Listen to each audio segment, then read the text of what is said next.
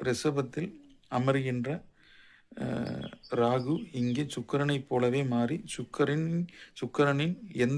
எத்தனாவது வீடு ஆதிபத்தியமாக வருகிறதோ அந்த வீட்டு ஆதிபத்தியத்தையும், உதாரணத்திற்கு மேச லக்னமாக இருந்தால் இங்கே ரிஷபம் துலாம் 2 மற்றும் 7ஆம்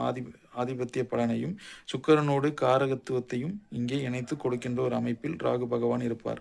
அதன் அடுத்தபடியாக ராகுவோடு இணைகின்ற கிரகம், உதாரணத்திற்கு ராகுவோடு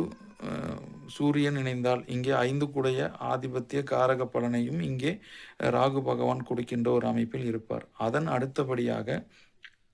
ராகுக்கு கேந்திரத்தில் நின்ற ராகுவோடு இணைந்த அல்லது ராகுக்கு 4, 7, 10 அமர்ந்த கிரகத்தின் ஆதிபத்திய காரக பலன்களை ராகு கேதுக்கள் எடுத்து கொடுப்பார்கள் என்றும், அதன் அடுத்தபடியாக ராகு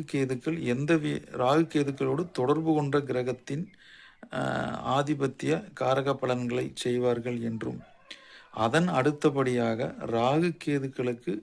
வீடு கொடுத்தவன் எந்த வீட்டில் அமர்ந்திருக்கிறார்களோ அந்த வீட்டின் ஆதிபத்திய பலன்களை காரக பலன்களை செய்வார்கள் என்றும், ராகு கேதுக்களுக்கு வீடு கொடுத்தவன் எந்த கிரகத்தோடு இணைந்துள்ளாரோ அந்த வீட்டு கிரக ஆதிபத்திய காரக பலன்களையும், ராகு கேதுக்களுக்கு வீடு கொடுத்தவன் எந்த வீட்டோடெல்லாம் தொடர்பு கொள்கிறாரோ அந்த வீட்டு ஆதிபத்திய காரக பலன்களையும் செய்வார்கள் என்றும், இறுதியாக ராகு கேதுக்கள் தான் வாங்கிய நட்சத்திரத்தின் அடிப்படையில் பலன்களை செய்வார்கள் என்றும் குறிப்பிடப்பட்டுள்ளது.